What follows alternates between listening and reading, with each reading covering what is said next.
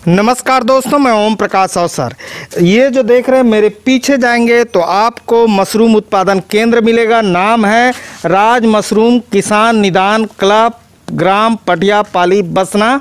और ज़िला की बात करें तो ये महासमुंद जिला है, छत्तीसगढ़ है, तहसील बसना है और पटियापाली गांव है। और पीछे पैराफुटू यानी छत्तीसगढ़ी में पैराफुटू, हिंदी में मशरूम, इसका उत्पादन भाई साहब करते हैं। कब से कर रहे हैं सर? हम कर रहे हैं 2005 से। 2005 से निरंतर कर रहे हैं और बहुत सारे अवार्ड भी सर को मिले हैं। और इनका नंबर हमको कृषि विज्ञान केंद्र से मिला है और हम सारंगढ़ जा रहे हैं तो ये फार्म कवर कर रहे हैं। तो ये क्या क्या है पकड़े हैं उसमें? ये जो पकड़े हैं ये मशरूम का स्पान है। अच्छा। ये बॉटल में है। अच्छा। इसको फोड़ने के बाद ये इस तरह से जो ना स्पान होता है, गेहूं का दाना है। हाँ। इसको ज्वार के दाने में या बाजरे के दाने में भी इस तरह से फफूंद को ग्रोथ करके हमने खास विधि से रखा हुआ है। अच्छा। एक्चुअली में मशरूम का कोई बीज नहीं होता, मशरूम एक तरह के फफूंद का फलन का है। तो उस फफूंद को एक खास प्रक्रिया द्वारा उसको मल्टीप्लाई करते हुए उसको बढ़ा करके रखते हैं। इसको हम स्पॉन के नाम से जानते हैं। अब इसको फिर हम एक खास विधि से स्पॉनिंग करते हैं जो हम आपको दिखाएंगे। ओके, तो चलिए समझते हैं कि किस तरीके से स्पॉन से फिर पेरा से मशरूम निकलता है, ये भी डिटेल के साथ समझें। लेकिन उससे पहले कहूँगा, अगर आपने अभी तक हमारे चैनल को सब्सक्राइब नहीं किया तो सब्सक्राइब कर लें और बेल आइकन पर क्लिक कर लें, जिससे इस तरीके के वीडियो के नोटिफिकेशन आपको मिलते रहें। तो चलिए सर समझते हैं।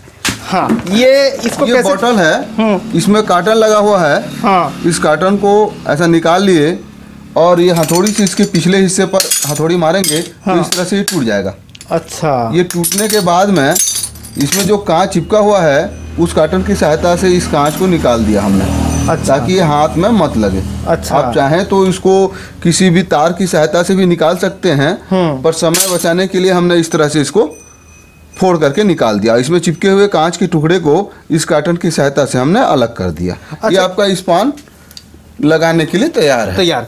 तो इसको कैसे बनाए हैं? और इसको बनाने के लिए सबसे पहले गेहूं को उबालते हैं, उसके बाद उसमें कैल्शियम कार्बोनेट और कैल्शियम सल्फेट का मिश्रण उसको सानते हैं और उसके बाद उसको बोतल में भर करके ऑटोक्लेव में उसको पहले स्टेरिलाइजेशन करते हैं। फिर जो हमारा कल्चर तैयार रहता है उसको एक स्पीड लैम्प के सामने में उसको ट्रांसफ़र कर देते हैं। तो इस तरह से उसका फफूंद फैल जाता है। इसमें ये कितने दिन का प्रोसेस लगता है? ये प्रोसेस लगभग 8 से 10 दिन लगता है। ये बनाने में स्पान बनाने में 8 से 10 दिन आपको लगता है। और ये जितना बड़ा हम देख रहे हैं एक बोतल का, ये कितने में? इसको हम देखेंगे, अगर 10 बंडल वाले बेड की बात करेंगे तो ऐसा 3 बेड में ऐसा लग सकता है। मतलब कि 15 किलो के लिए ये लगभग 350 ग्राम होगा। इतना स्पान हमारे लिए पर्याप्त है। प्रति बेड हमको 150 ग्राम स्पान चाहिए। अगर लेयर की बात करें कि 3 लेयर का हमारा बेड बनेगा, जिसमें 3-3 बंडल 3 लेयर में रहेंगे, तो प्रति लेयर 50 ग्राम के हिसाब से 3 लेयर में 150 ग्राम लगेगा। उस हिसाब से ये जो है ना हमको लगभग 3 बेड में जाएगा। ये 3 बेड में जाएगा जी। ओके, तो चलिए मशरूम बनाने की तकनीक को समझते हैं। चलिए। और ये पूरा आपका स्पान रूम है? हाँ, स्पान रूम है। जरा करीब से दिखा दीजिए। अच्छा, ये स्पान रखा हुआ है यहाँ पर। ओके, इस तरह से हमारे पास जो है उसका कल्चर तैयार करते हैं। अच्छा है कि नहीं? हाँ, मशरूम से इसमें लिक्विड कल्चर वगैरह भी है। अभी क्या है, एक हफ्ते से काम ये स्पॉन वाला हफ्ता 10 दिन में एक बार करते हैं, रेगुलर कर नहीं पाते हैं। अच्छा है कि नहीं? वो करने के बाद हमारा स्पॉन ये रेडी है, समझ लीजिए। ये पूरा रेडी है। रेडी है। तो इसको फिर जैसे खत्म होने से पहले फिर काम करेंगे। हाँ। उसके बाद फिर करेंगे, क्योंकि स्पॉन बेचने का काम हमारा मेन नहीं है। मार्केट में वो कम कीमत पर स्पॉन बन जाता है, पर हमको क्वालिटी चाहिए। तो हमारा जो नेचुरली यहाँ पर पैराहाट में होता है मशरूम, उसी का टिश्यू लेकर के हम उसी का स्पान बनाते हैं। तो हमारे क्लाइमेट में सूट करता है और हमारा प्रोडक्शन बाकी लोगों से अधिक रहता है। अच्छा, आप नेचुरल तरीके से करते हैं? हाँ, नेचुरल तरीके से करते हैं, पूरी तरीके से ऑर्गेनिक करते हैं। अच्छा, जो अपना पैरा के जो पेरावट है उसमें तैयार होता है, उसी से बनाते हैं? ओके, उसी से बनाते हैं। ठीक। तो चलिए ये पकड़ लीजिए, इसको पकड़ेंगे तो उधर और है, और फार्म अंदर साइड है। तो हम चलते हैं अंदर साइड और समझते हैं। जैसे आप देख पा रहे हैं हमारे पास ये 3-4 पैराहाट अभी भी बचा हुआ है। जबकि हमने बरसात का कलेक्शन किया हुआ पैरा है। लगभग 150 ट्राली से 200 ट्राली पैरा बरसात के जस्ट बाद हम सूखने की अवस्था के बाद उस पैरा को कलेक्शन कर लेते हैं। अच्छा। और सुरक्षित भंडारण कर लेते हैं ताकि साल भर के लिए हमको पर्याप्त पैरा उपलब्ध हो। अच्छा। क्योंकि पैरा मशरूम कर रहे हैं तो सबसे पहले हमको तो पैरा चाहिए, और वो भी थोड़ा सूखा फ्रेश टाइप का पैरा चाहिए। गीला अवस्था में अगर भंडारण कर देंगे तो पैरा खराब हो जाएगा। जैसे आप देखेंगे इधर तो हमारा जो है ना ये पैरा बंडल बना हुआ है इस तरह। अच्छा, ये बंडल बन गया है। ये बंडल बन गया है। ओके। बंडल किस तरह से बनाया जाता है वो आपको मैं दिखाता हूँ। आइए आइए। ये मशीन है काटने की। नहीं, ये बंडल बना रहे हैं, पहले देख लीजिए। हाँ, है कि नहीं, ये एक बार बनने के बाद ये दूसरी बार पुनः बन रहा है ये। अच्छा, है कि नहीं। ओके। तो ऐसा पैरा को आगे पीछे थोड़ा सा जमा करके हाँ उसको बंडल बना लेते हैं। अच्छा, ये बना रही है ना। वो बना रही हैं। ओके। है कि नहीं। वो जैसे ये देखिए फिर ये बन गया है, समझ लीजिए बंडल। उस तरह से डालने के बाद में उसी पैरे के हिस्से को करके इधर लपेट करके बांध दिया, ये बन गया। हाँ। बनने के पश्चात इस तरह से इसको काटा जा रहा है। ओके। हमने ये साइज रख लिया है। अच्छा, आप देखेंगे तो साइज इसकी लंबाई हमने रखा है 16 इंच का। आप चाहें तो इसको 18 इंच या 20 इंच भी रख सकते हैं अपने सहूलियत के हिसाब से। अच्छा। अगर हम देखें तो ये बंडल का भार लगभग आधा किलो होगा। अच्छा, है कि नहीं। अगर इसकी लंबाई की बात करें तो लंबाई 16 इंच है। इसकी गोलाई की बात करें तो 12 इंच है। ओके। तो ये भार के हिसाब से जो हमारा रहेगा उसके हिसाब से उत्पादन तय होता है कि कितना हमारे पास पैरा है, उसके हिसाब से कितना प्रतिशत हमारे पास उत्पादन होगा ये तय होता है। ये जो बंडल हमारा बन गया, इसके पश्चात इसको पानी की टंकी में इस तरह से डुबा देंगे। ओके। आइए, इस तरह से आप देखेंगे तो टंकी में इस तरह से हम रच दे रहे हैं। अच्छा, है कि नहीं। रचने के पश्चात इसमें चूना डाल देंगे और चूने के पानी में ये 10 से 15 घंटा डूबा रहेगा। अच्छा। उसके पश्चात इसको निकालेंगे। 10 से 15 घंटा चूने के पानी में डूबा रहेगा। रासायनिक विधि में इसको फार्मेलिन, डिहाइड्रेट और बॉबिस्टिन अर्थात कार्बेंडाजिम से इसको उपचारित करते हैं, लेकिन हम सिर्फ चूने के पानी में इसको उपचारित करते हैं। अच्छा। चूँकि पीएच मान उच्च हो जाता है तो समस्याएं नहीं आती, इसलिए हम सिर्फ चूने के पानी का इस्तेमाल करते हैं ताकि लोगों को ऑर्गेनिक चीज़ खिला सकें। ओके। हाँ, इस एरिया पे और बहुत डिमांड है मशरूम का, है ना। हमारा एवरेज मतलब कि अगर हम औसत बात करें तो 50 किलो पर डे हमारा प्रोडक्शन है। सीजन में तो त्यौहार इत्यादि कुछ रहता है तो 1.5 से 2 कुंटल हमारा पर डे का रहता है, लेकिन हम पूरे साल भर की बात करते हैं तो एवरेज 50 किलो अच्छा पर डे का प्रोडक्शन है हमारा। अच्छा। और उतना हमारा इजीली घर से खपत हो जाता है, कोई समस्या नहीं होती। अब देखिए हम आपको दिखाते हैं किस तरह से बेड लगाना है आपको। ओके। ये पूरा तैयार है सेटअप, है ना। हाँ, ये जैसे आप देख पाएंगे ये चूने के पानी में रात भर डूबा हुआ है। अच्छा, है कि नहीं। हाँ। ये डूबा होने के बाद इसको हम इस तरह से 3 मंडल को रखा हमने इस तरह से। ओके। है कि नहीं। हाँ। उसके बाद हम ये स्पान हमारा। हाँ। है कि नहीं। हाँ। इसके अतिरिक्त हमको चाहिए होता है चोकर। अच्छा। ये हमारा चोकर, ये चोकर मतलब गेहूं का छिलका। अच्छा। है कि नहीं। तो इसमें हम स्पान डालेंगे। इसको हमने इस तरह से टुकड़ा कर दिया। तो मान के चलिए इस तरह से इसको एक जगह पर ये 1 स्क्वायर सेंटीमीटर के साइज का, बहुत बड़ा टुकड़ा भी नहीं है, इस तरह से लगभग 3-3 इंच के अंतराल पर हमने ये डाल दिया स्पान। अच्छा। इतना स्पान ही पर्याप्त है, इससे ज़्यादा की भी आवश्यकता नहीं है। ज़्यादा स्पान डालने से ज़्यादा होगा ऐसा नहीं है। इसकी भूमिका इसमें फफूंद फैलाने तक का है।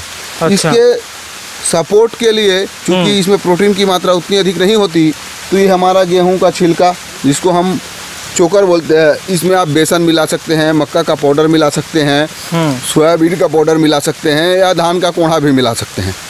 तो ये जो ना इसके ऊपर में थोड़ा दे देंगे तो इसको अतिरिक्त नमी से बचाएगा और साथ ही इसको तेज़ी से बढ़ने में सपोर्ट करेगा।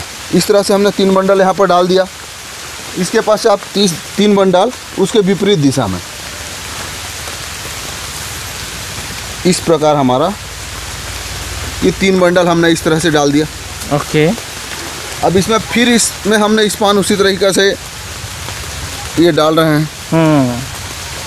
साइड से समझ लीजिए 1 इंच के अंदर पर और लगभग 3-3 इंच के अंतराल पर हमने ये स्पान इसमें डाल दिया। अब इसमें क्या करेंगे, पुनः इस तरह से चोकर डाल देंगे। चोकर, बेसन, मक्का का पाउडर, ये सब चीज़ें इसमें डाल सकते हैं। इसके पश्चात ये हमारा, अच्छा, अपोजिट रखते जाना है। अपोजिट रखना है इसको। ये जो है ना हमारा तीसरा लेयर हो गया। ओके,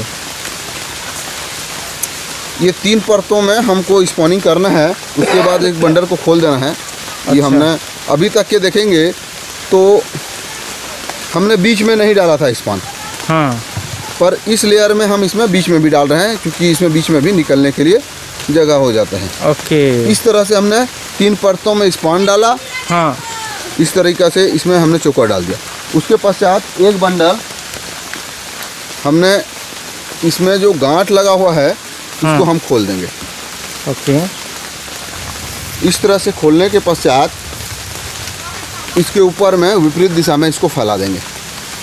ये इसका आखिरी परत है, समझ लीजिए, ढक्कन है ये। और इस तरह से करने के बाद में इसको हमने हल्के हाथों से थोड़ा पुश कर दिया ताकि एक दूसरे से सपोर्ट हो जाए। उसके पश्चात इसको हम इस तरह से पॉलीथीन से ढक देंगे। अच्छा, पॉलीथीन से ढक देंगे। और एक खुला जगह है, खुले जगह में हो रहा है। खुला का मतलब ये है कि इसको छायादार जगह चाहिए, सीधा धूप ना लगे। हमने ये पेड़ जब स्टार्ट किया तब लगाया इसको। हाँ, क्योंकि शेड जब हम बना रहे थे तो बांस का शेड 2-3 साल में ख़राब हो जाता है, क्योंकि लगातार नमी वाला काम है तो लकड़ी बांस ख़राब हो जाता है। तो हमने क्या किया कि उसके लिए लगभग 10-10 फीट के अंतराल पर आम के पेड़ लगा दिए और उसमें मनपसंद वैरायटी ग्राफ्ट भी कर दिए। तो हमको आम भी मिलता है और साथ में छाया भी मिलता है। और जो बार बार शेड में जो खर्च आता था उस खर्च से भी हमको निजात मिल गया। अच्छा, तो जैसे हमने बेड बनाया उसके बाद पॉलीथीन से इस तरह से ढक दिया, पूरी तरीक़ा से कवर कर दिया। हाँ, ये 1 सप्ताह के लिए पूरी तरीक़ा से ढका रहेगा। 1 सप्ताह ढका रहेगा? हाँ, 1 सप्ताह ढका रहेगा। 1 सप्ताह पश्चात इसको कुछ समय के लिए खोलेंगे, उसके बाद फिर वापस उसको ढक देंगे। अच्छा, जब आप देखेंगे तो 9वें-10वें दिन में आपको किस तरह से दिखेगा वो आपको दिखाता हूँ। ये थोड़ा नज़दीकी से देखेंगे तो इसमें बहुत सारे ढूंढ आपको दिख रहे हैं। हाँ, छोटा दिख रहा है, जो आगे चल के आपको बड़ा हो जाएगा। अच्छा, क्योंकि बारिश हो रही है इसलिए हमको इसको खुला नहीं रख सकते। हाँ, बारिश नहीं होती रहेगी तो डेली इसको 1 आध घंटा के लिए ताज़ी हवा देनी है। उसके बाद फिर वापस इसको ढक देना है। अच्छा। अगर ये सूखता है तब इसमें पानी स्प्रेयर से स्प्रे करना है अगर जरूरत पड़े तो। हाँ, गर्मी के दिनों में, बारिश के दिनों में हवा की पर्याप्त हवा में नमी की उपलब्धता रहती है। हाँ। तो पानी डालने की आवश्यकता नहीं है। इसके बाद आपको जो खिला हुआ है वो आपको दिखाता हूँ। ओके, और ये वीडियो हम बरसात हो रही है और उसी के दरमियान शूट कर रहे हैं। हाँ। ये आप देखेंगे तो सब तक हमने आम का पेड़, अनार का पेड़, अलग-अलग वैरायटी के पेड़ बगीचा लगा दिया है और उसी के नीचे कर रहे हैं। इस तरह पाइए आप। हाँ, इधर तो 11वें, हाँ, ये वाला 11वें-12वें दिन आप देखेंगे तो इस तरह से होगा। इसके निचले के परतों में टूटा हुआ है, बारिश हो रही है इसलिए इसको ढक के रखे हैं, क्योंकि बारिश का पानी लगने से ये इसकी क्वालिटी थोड़ी लो हो जाएगी। इसकी लाइफ कम हो जाएगी। मतलब कुछ दूर लेने वाले हमारे यहाँ से रायपुर, भिलाई, दुर्ग, बिलासपुर, रायगढ़ तक के कस्टमर आते हैं। अच्छा। मशरूम की हमारे यहाँ, बल्कि उड़ीसा में काफ़ी ज़्यादा उत्पादन होता है, लेकिन हमारे पास स्पेशल ऐसे कस्टमर हैं जो लगभग 100-150 किलोमीटर सफ़र करके 2-3 किलो मशरूम लेने आते हैं। अच्छा, आपके पास? हाँ, चूँकि हम पूरी तरीक़ा से ऑर्गेनिक करते हैं, इसमें ना कोई पेस्टिसाइड है, न कोई फंगिसाइड है। हाँ। तो स्वाद, लोगों का कहना है कि हमारे यहाँ का मशरूम सबसे स्वादिष्ट रहता है। अच्छा, इसलिए उतना खर्च करके मतलब 1000 का पेट्रोल जला के मशरूम लेने आते हैं। अच्छा। एवरेज रेट हमारे यहाँ 300 रुपये किलो है। ओके, है कि नहीं? ये आप देख पा रहे हैं, आगे देखिए। हाँ। तो जब ये 12वें-13वें दिन में इस तरह से हो जाता है। ओके, इस तरीके से हो जाएगा। ये देखिए, ये भी कल परसों नरसों ये 4-5 दिन निकलता है। हाँ। उसके बाद इसको हम फिर खाद बना देते हैं। अच्छा। कंपोस्ट खाद बन जाता है। उसके लिए हम क्या है कि भंडारण करने के पश्चात उसमें वेस्ट डिकम्पोजर स्प्रे कर देते हैं। अच्छा। पहले उसको हम वर्मी कंपोस्ट भी करते थे, तो उसके लिए स्पेशली जगह थोड़ा बनाना पड़ता था। तो हमने क्या किया कि बड़ा भंडारण किया, हर लेयर में वेस्ट डिकम्पोजर का स्प्रे कर दिया, जिससे हमारा खाद बहुत अच्छा बनता है। उसके साथ में खाने के लिए हम जो धान लगाते हैं वो भी हमारा ऑर्गेनिक रहता है। ओके। तो खाद का खर्चा भी हमारा कम है, दवाई का खर्चा भी नहीं है। तो और हम विष मुक्त भोजन की ओर हम समाज को लेके जाना चाहते हैं। हमारा उद्देश्य ये है। अधिक से अधिक लोगों को रोजगार भी मिल रहा है। एवरेज आप देखेंगे हमारे पास में, तो यहाँ आधा स्टाफ, वहाँ आधा स्टाफ मिला करके 20 लोग लगभग साल भर काम करते हैं। अच्छा, पर डे 20 लोग हैं? हाँ, एवरेज किसी को विशेष काम हो, छुट्टी उट्टी मनाते हैं अलग बात है, पर एवरेज 20 लोगों को साल भर के लिए हमारे पास परमानेंट रोजगार रहता है। जब पैरा कलेक्शन का काम रहता है तो और लोगों की आवश्यकता होती है, क्योंकि कम समय में हमको ज़्यादा पैरा कलेक्शन करना रहता है, तो ज़्यादा लोगों को भी रोजगार उपलब्ध कराते हैं। क्योंकि बार बार समझाने के बाद भी लोग आज भी पैरा में आग लगा देते हैं। जैसे हमारी मृदा भी जो है ना उपजाऊहीन हो रही है, वातावरण भी जो है ना प्रदूषित हो रहा है। लोगों को समझाने के बाद भी लोग जल्दी फिर अगली फसल तैयार करने के लिए लोग खेतों में आग लगा देते हैं। हम चाहते हैं कि वो आग मत लगाएं, तो समय में उनको फिर साल भर जिनसे हम पैरा कलेक्शन करते हैं उनको मशरूम भी खिलाते हैं। अच्छा मशरूम भी खिलाते हैं। परचेसिंग तो करना नहीं पड़ता, पर उनको पैसा का भी उतना नहीं रहता, समय की कमी रहती है। तो लोग चाहते हैं कि हमारा पैरा जल्दी उठा ले, तो हमको साल में मशरूम भी खाने को मिल जाए। तो छत्तीसगढ़ में ये हालत है कि लोग सोचते रहते हैं बोर पेरल को उठा ली। हाँ, ये हो गया। और हम ऊपर से उनको जो है ना अच्छा खाद्यान्न भी जो है ना समय में उपलब्ध करा देंगे, तो उनकी भी अपनी खुशी है। और ऊपर से जो खेत आने वाले समय में बंजर होने वाला है। क्योंकि हम देखते हैं कि जब खेतों में आग लगाया जाता है तो 1 सेंटीमीटर का एरिया गर्म हो जाता है। पलटाई करते करते हम देखेंगे 10 या 20 साल में हमारा 20 से 25 सेंटीमीटर अगर मिट्टी जल जाए तो उसकी उपजाऊ शक्ति खत्म हो जाएगी, फिर खेत बंजर हो जाएगा। और किसान के जो मित्र जीवाणु रहते हैं वो भी आग लगाने जल जाते हैं। सिर्फ पैरा जलाने से वायु प्रदूषण नहीं होता, हमारे जितने सूक्ष्म जीव मित्र जीव हैं वो सब खत्म हो जाते हैं।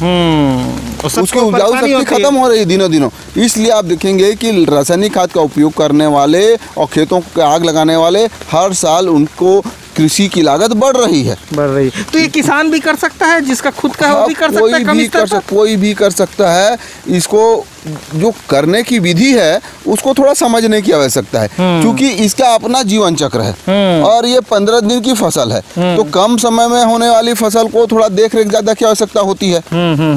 और जो लंबे समय तक जिसका जीवन काल रहता है उसमें कोई गलती भी हो जाए तो वापस उसको रिकवर करने के लिए आपको अवसर मिल जाता है। पर ये फसल ऐसा है कि धनिया जो कि लगभग 1 महीना में नजर में आता है, बल्कि 20-22 दिन में अंकुरित होता है, 1 महीने में पौधा दिखता है, उतने समय में हमारी ये 2 फसल हो जाती है। और मार्केट में इससे ज्यादा प्राइस का कोई दूसरा आपको सब्जी नहीं मिलेगा। अच्छा, इसके सेलिंग में मार्केटिंग में कोई दिक्कत नहीं है। हमारे यहाँ 100-150 किलोमीटर से लोग आकर के मशरूम ले जाते हैं। ओके, अच्छा, ये जैसे एक अंदाज में पूछूंगा, ये जैसे मैं देख रहा हूँ, इसमें कितने केजी का प्रोडक्शन आएगा? हम जो नीचे का बेड देख रहे हैं, नीचे वाला जिसमें 10 बंडल का बेड है, इसमें एवरेज उत्पादन हम 1 किलो मान के चलते हैं। हालांकि किसी में 1.5 किलो 2 किलो भी आता है, किसी में 0.25 किलो भी आता है। अच्छा, ये जो साइज है ये उससे 1.5 गुना बड़ा साइज का है। लगाने की सुविधा के लिए चूंकि इसमें स्टूल करके लगाए हैं, कम हाइट के हमारे वर्कर हैं, सहयोगी हैं, तो उस हिसाब से सुविधा के दृष्टिकोण से इसको 1 साइडेड कर दिए हैं, क्रॉस नहीं की है। अच्छा, तो इसका उत्पादन 1.5 से 2 किलो आ जाता है। पैरा की मात्रा उसमें ज्यादा है, तो मतलब एक जो बेड बन रहा है वो 300 रुपया देगा, ये कह रहे हैं? हाँ, 300 रुपया देगा मिनिमम। और इस बेड को बनाने में कितना खर्चा है? अगर हम देखें तो एक स्पॉन जो हमने आपको दिखाया बियर बॉटल, अच्छी क्वालिटी का स्पॉन 70 से 80 रुपये। और आपको जो है ना स्पॉन अच्छी क्वालिटी का ना भी हो, कोई भी अगर लूज स्पॉन लेंगे तो अभी 30-40 रुपये में स्पॉन आपको उसका मिल जाएगा। तो उसका अगर हम कहें आधा को भी अगर डालते हैं तो इसमें लगभग 20 से 30 रुपये का स्पॉन लगेगा। 5 से 7 रुपये का चोकर लगेगा। पैरा के बंडल बनाने में और उसको कटिंग करने में इसको 20 रुपये का और खर्चा है। तो ऐसा अगर हम हिसाब लगाएं और 15 दिन तक इसको मेंटेन करना है, चूने के पानी में डुबाना है, ये सब हिसाब लगाएंगे तो 70 से 80 रुपये एक बेड का खर्च है। एक बेड का ऐसा बेड आपके पास टोटल कितनी है? इस समय लगा हुए अवस्था में आप देखेंगे तो हमारे पास लगभग 1500-1700 बेड लगे हुए हैं। 1500-1700 कितना रुपये बताया एक बेड का खर्च? 70 रुपये लगभग। 70 × 1500 कर लें तो आपका टोटल खर्च निकल जाएगा। तो ये कितने दिन चलेगा? और ये समझ लीजिए 3 से 5 दिन इसका प्रोडक्शन सिर्फ होता है। नहीं, इसका टोटल पीरियड क्या है? टोटल पीरियड 15 दिन का है। 15 दिन में इतना खर्चा आपका होता है। 70 × 1500 कर 15 दिन में होता है। और ये जो है 15 दिन में ही प्रोडक्शन को निकाल देगा। अब इसको 300 रुपया किलो देगा। 300 तो 1500 × 300 कर दे, तो उसमें माइनस कर दे इसको, तो पूरा आपका प्रॉफिट निकल जाएगा। वो अपना भी हिसाब लगा सके, निकाल मोटा-मोटी खोज के। क्या है पैरे की क्वालिटी और मेंटेनेंस के ऊपर में इसका उत्पादन कम ज़्यादा हो सकता है। हाँ। जब लोग एक्सपर्ट हो जाएंगे, इसको कितना तापमान कितना आर्द्रता चाहिए उसकी भाषा को समझ जाएंगे तो उत्पादन उनकी बढ़ जाएगी। ऐसा नहीं है कि पहली बार में ही उसका बहुत ज़्यादा आ जाएगा। हाँ। हो सकता है हमसे भी ज़्यादा आ जाए, कई लोगों को आ जाता है, सीख के जाते हैं, पहली बार ज़्यादा भी निकल जाता है। हाँ। उनका पैरा अच्छा रहता है, मेंटेन ढंग से करते हैं तो निकल भी जाता है। हाँ। पर हर बार उसका ऐसा ही निकल जाएगा, उसके लिए उतना अनुभव उसको चाहिए। हाँ। कि ये जैसे हमने देखा कि इसको पानी स्प्रे करना है कि ढकना है कि खोलना है, ये करने से आदमी को आ जाता है। हाँ। शुरुआत में हम किसी को मेथड बता सकते हैं, प्रैक्टिकल करवा सकते हैं, पर आदमी को अपने जगह पर किस तरह से हो रहा है उसको समझना पड़ेगा, समझना। और जैसे कह रहे हो भाषा समझना है, तो वाकई में जिस काम से जुड़े रहेंगे वो चीज बोलता है। हाँ, बोलता आप है। इसको रोज देखते होंगे हाँ, तो ये उसकी आपको भाषा को बोलता है, बोलता वो है। आपको समझ आता है कि आज इसको ऐसा होना था, हाँ, ऐसा ये आज नहीं हाँ, हुआ हाँ, है। हाँ। तो जब तक भाषा समझने का इंटरेस्ट पैदा नहीं होगा तब तक कुछ चीजें नहीं कर सकते हैं। प्रकृति में हर जीव जंतु अपने अपने तरीके से अपने भावों को व्यक्त करते हैं, अपनी आवश्यकता को बताते हैं। हाँ, हाँ। आप जब उनके सानिध्य में रहेंगे तो उसकी भाषा समझ जाएंगे। समझ जाएंगे, रोज वहाँ आके हाँ, खड़े वो होंगे क्या तो समझ मांग रहा जाएंगे। है, जब आप उसके सानिध्य में रहेंगे तो आपको पता चल जाएगा कि इसको पानी चाहिए, अब पानी अभी चाहिए। अभी तो ताज़ा हवा चाहिए, अब हाँ, वो फिर आपको समझ में आ जाएगा। समझ में लंबे आ जाएगा। समय तक के जब आप उस काम को करेंगे हाँ। और आपका ध्यान रहेगा। ध्यान रहेगा। ऐसा नहीं है कि आप लगा दिए छोड़ दिए गांव चल दिए, ऐसा नहीं होता। किसी भी काम को करना है तो उसके लिए जिसको हम ध्यान बोलते हैं, कार्य की कुशलता का नाम योग है। और कुशलता तब आती है जब आप ध्यान पूर्वक काम करते हैं। पूर्वक करेंगे, ठीक। जब आप शुरुआत में देखते हैं तो मोटरसाइकिल में या कार में तो कभी क्लच, कभी ब्रेक, कभी गियर, ये समझ में नहीं आता। लेकिन जब आप ड्राइवर हो जाते हैं तो आपको ये सोचना नहीं पड़ता कि कब क्लच दबाना है, कब गियर बदलना है, कौन से गियर में लेना है, कब ब्रेक दबाना है, कब कितना एक्सीलेटर देना है, ये ऑटोमेटिक हो जाता है। तो जब आप सीख जाएंगे इसको भी तो ये भी ऑटोमेटिक हो जाएगा। बसरते जरूरी है कि ध्यान से करें, है ना। और हमारे यहाँ एक कहावत है, कोई खाने में भी गड़बड़ी करता है तो सियान कहते हैं, हे बाबू ध्यान से खा। हाँ, बस। यानी कि ध्यान से खाओ, ध्यान से चलो, ध्यान से काम करो तो बिल्कुल सक्सेस हो जाएंगे। वहाँ से देखेंगे तो हमारा ये डबल स्टैंड ट्रिपल स्टेज में लगा हुआ है, उधर भी लगा हुआ है, उस साइड नेट हाउस में भी लगा हुआ है। ओके, अच्छा सर, ये एक चीज़ मैं और समझना चाहूँगा, ये फैब्रिकेशन के दुकान में ऐसा कोई भी बना सकता है? ये तो स्टैंड ही है खाली। कोई भी बना सकते हैं, जरूरी नहीं है कि आप लोहे के पाइप से बनाएं। आप चाहें तो बांस का बना सकते हैं, वो नहीं है तो इस तरह सीधे जमीन में भी कर सकते हैं। देखिए जमीन में कर रहे हैं, जमीन में भी कर सकते हैं, इसमें भी आएगा। आप खर्च नहीं करना चाहते तो सीधा जमीन में थोड़ा रेत डाल दे, ज़्यादा अच्छा रहता है। इस तरह से आप सीधा जमीन में भी कर सकते हैं। जमीन में भी कर रहे हैं, ठीक है। और ये मतलब एटमॉस्फेयर अच्छा रखने के लिए बगीचा के नीचे कर रहे हैं। हाँ, सेट का इस्तेमाल इसमें नहीं हो रहा है, बगीचा के नीचे हो रहा है क्योंकि धूप ना है इसीलिए। बस। और इसमें डबल प्रॉफिट है। ये बगीचा का देखो, ये तो ये जाम भी लगा हुआ है, अमरूद फल गया लगा हुआ है आपका। इसमें देसी वैरायटी का हमने लगा दिया था, बाद में ग्राफ्टिंग कर दिया। अच्छा, बाद में ग्राफ्टिंग की है देसी वैरायटी को? हाँ, ग्राफ्टिंग की है इसमें। ओके, का स्टिक ले आए, जोड़ दिया इसको। इसके अतिरिक्त हमारे पास तेज पत्ता का पौधा है, दालचीनी का पौधा है। अच्छा, ये आपका तेज पत्ता का पौधा है। अच्छा, ये सदाबहार पौधा है। ओके, इसकी साइड को हमने थोड़ा कटिंग कर दिया है, समझ लीजिए। हाँ हाँ हाँ। तो इस तरीके के बगीचे पे कर रहे हैं आप, शेड में भी कर सकते हैं, कमरे में भी कर सकते हैं। कमरे में कितना टेम्परेचर चाहिए सर इसको? 32 से 38 डिग्री तापमान इसका आंतरिक चाहिए। हाँ। और 70% से ज्यादा इसकी आर्द्रता चाहिए। इन चीजों का आप ध्यान रखें तो कहीं भी कर सकते हैं। कहीं भी कर सकते हैं, वो कैसे मैनेज करना है आपका काम है। हाँ। वीडियो अच्छा लगा? अभी देखिए अगस्त का महीना है और अभी भी हम आपको आम दिखा सकते हैं। ओके, दिखाइए। अब उसमें जो पसंद आ जाता है, ये लीची, ये जो है ना आपका दालचीनी का पौधा है। अच्छा, हमारे पास आम अभी छोटे छोटे भी हैं। ओके, देख रहे हैं आप, ये बड़ा भी है। अच्छा, है कि नहीं? हाँ। और इसमें मोर भी आ रहे होंगे, है कि नहीं? कहीं कहीं आप देखेंगे तो हाँ हाँ हाँ हाँ, आ रहा है, उधर आ रहा है। हाँ, मोर भी उसमें आ रहे हैं। हाँ। उसके अतिरिक्त उस पौधे में भी है आम। अच्छा, है कि नहीं? ठीक ठीक, इसमें भी है आम। ये आप यहाँ पर देख सकते हैं आम। जब सब तरफ खत्म हो गया तब हमारे पास आम अभी भी है। ओके, तो ये डबल प्रॉफिट है, नीचे मशरूम, ऊपर आम या अमरूद। तो कितना बेहतरीन काम है। आदमी जुगाड़ लगाए तो सब कुछ कर सकता है, और दिमाग लगा के ध्यान से करें। और ये वीडियो अगर आपको अच्छा लगा तो वीडियो लाइक कर ले। और बहुत सारी जानकारियाँ थी इसमें, डिटेल जानकारियाँ थी। जगह एक बार फिर बताइए सर। ये पठियापाली पड़ता है बसना ब्लॉक में, महासमुंद जिले में, छत्तीसगढ़ का गाँव है ये। हाँ, और इस काम को करते हुए हमको 15 साल हो गया है। इसके लिए हमको राज्य शासन की ओर से भी और सबसे बड़ा अवार्ड हमको मिला है 2019 में, जो राष्ट्रीय खून अनुसंधान केंद्र सोलन है, उसे इनोवेटिव मशरूम ग्रोअर के रूप में भारत में सबसे अच्छे और नए तकनीक से मशरूम उत्पादन के लिए हमको मिला था। ओके, तो ये वीडियो अच्छा लगा तो वीडियो लाइक कर लीजिए। धन्यवाद। मैं ओम प्रकाश अवसर।